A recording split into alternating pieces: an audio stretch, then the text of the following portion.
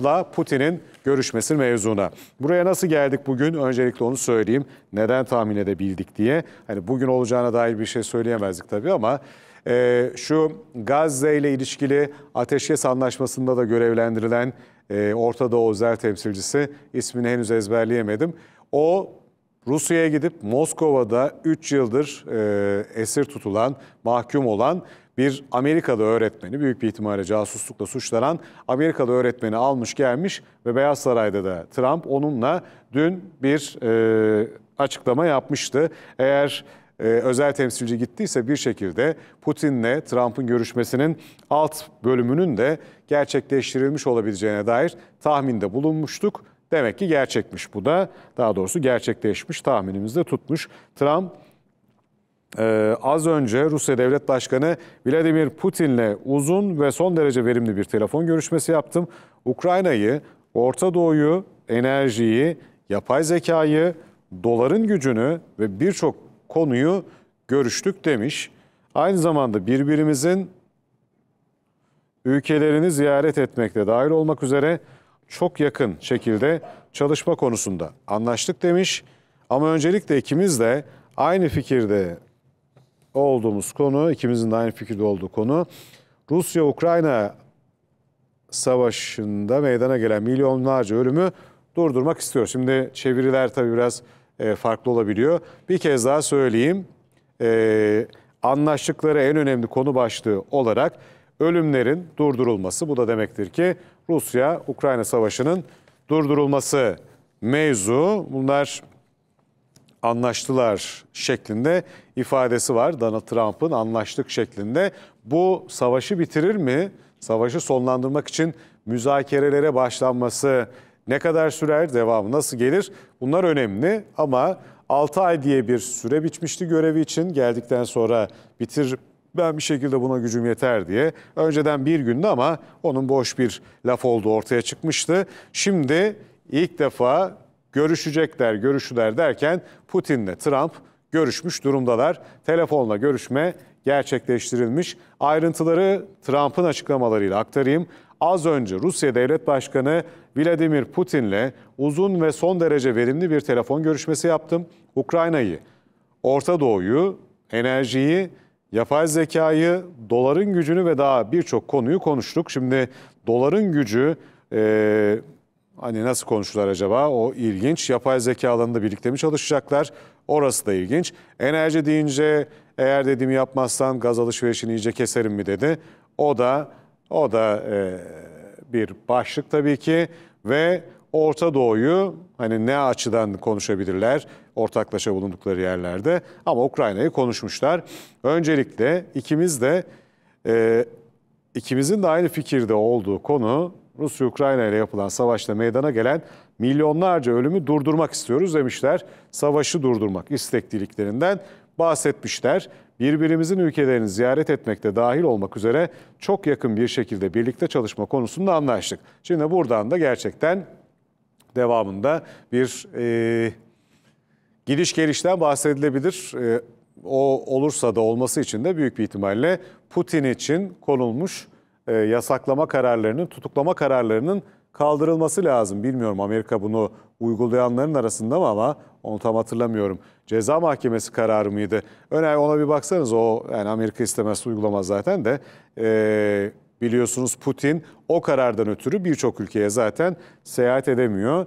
İlgili ekiplerimizin müzakerelere derhal başlaması konusunda da mütabakata vardık ve Ukrayna Devlet Başkanı Zelenski'yi arayarak görüşme hakkında bilgi vererek başlayacağız ki ben de şu anda bunu yapacağım diyor. Şimdi artık Kiev'den ve Amerika Birleşik Devletleri'nden, Washington'dan, Beyaz Saray'dan Zelenski ile görüşmenin açıklamaları gelebilir.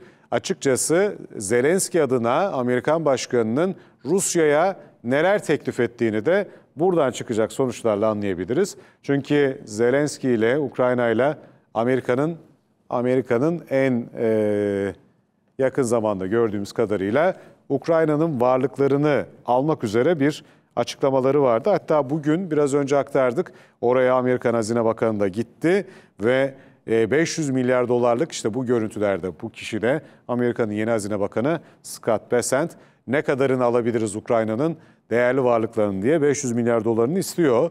500 milyar dolarlık mal istiyor Trump Ukrayna'dan. Şimdi dediğim gibi yüksek ihtimalle durdurmak için nasıl konuşulabilir? Bir aracı gibi konuşmadığına göre, çünkü Rusya-Ukrayna mevzuunda Amerikan tarafı sanki konunun bir tarafı gibi ama istemediği zaman olmayabiliyor. Şu anda yüksek ihtimalle Ukrayna ile şunu alın verin diyebilir konumdadır. Ben onu ikna edeceğim demiştir. Tıpkı Gazze için Arap ülkeleriyle yaptığı gibi bir tondan konuştuysa Ukrayna ile ilişkili Putin'e ne sözler verdiğini dediğim gibi yakında yüksek ihtimalle şu anda da Ukrayna ile temas sağlanmıştır. Zelenski konuşuyordur. Belki de Putin'le konuşmadan önce Hazine Bakanı aracılığıyla zaten neler söyleneceği Zelenski'ye iletilmiş olabilir. Yani artık Ukrayna-Rusya mevzuunda da konuşacağımız günler savaşın dışında da tekrar başlamış durumda. Böyle durumlarda ne olur onu da hatırlayalım. Daha fazla saldırı gerçekleşebilir Rusya tarafından. Sona doğru giderken genellikle daha ölümcül işler yapılabiliyor çünkü. Umalım olmasın iki taraf adına da. Çünkü gerçekten de çok büyük kayıpları var özellikle Ukrayna'nın. Şimdi devam edeyim şu açıklamalarını bir bütün halinde araya bir şey katmadan bir kez daha söyleyeyim. Az önce Rusya Devlet Başkanı Vladimir Putin'le uzun ve son derece verimli bir telefon görüşmesi yaptım. Ukrayna'yı, Orta Doğu'yu, enerjiyi, yapay zekayı, doların gücünü ve daha birçok konuyu konuştuk demiş.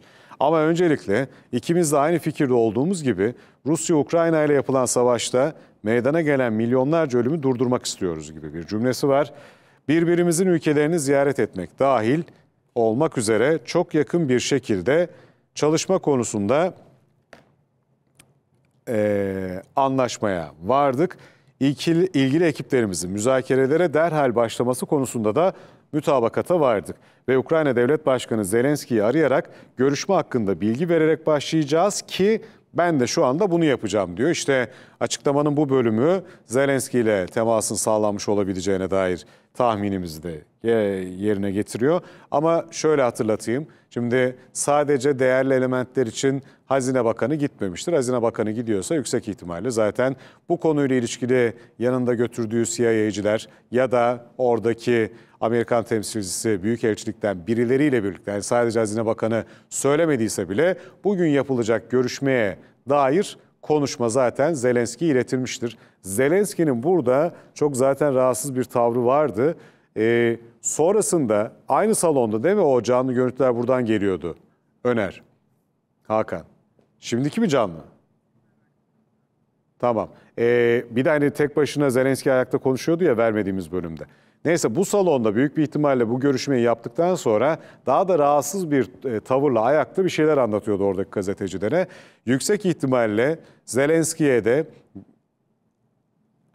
yapılacak görüşmeyle ilişkili olarak ya da Trump'ın Putin'e söyleyeceklerinin ön bilgilendirilmesi burada Zelenski'ye iletilmiş olabilir. Hani hem 500 milyar dolarlık malınızı istiyoruz hem de Rusya ile görüşeceğiz sizin adınıza denmiş olabilir. Aynı zamanda da Trump dün Beyaz Saray'da 3 yıldır Rusya'da tutuklu bulunan bir öğretmeni ağırladı. Onu alıp gelen de Orta Doğu özel temsilcisiydi Trump'ın. Yüksek ihtimal dediğim gibi iki Amerikalı Ukrayna ve Rusya'da aynı zaman diliminde neredeyse bulunuyorlardı. Yüksek ihtimalle de bugünkü görüşmenin altyapısı da bir şekilde yapıldı. 1,5 saat sürmüş Putin'le Trump'ın görüşmesi. O da yeni bilgi, kısa sayılmaz, onu söyleyelim. Putin Trump'ı Rusya'ya davet etmiş, davette kabul edilmiş. Şimdi bu ilk ziyaretin Moskova'ya yapılabileceğine dair ihtimali de güçlendiriyor. Trump Moskova'ya gidebilir. Daha önce zaten Beyaz Saray'da ağırladığını hatırlıyorum ama Trump Rusya'ya gitti mi gitmedi mi hafızamda yok, bunu söyleyeyim. Şimdi Trump'ın cümlelerinin devamını getireyim.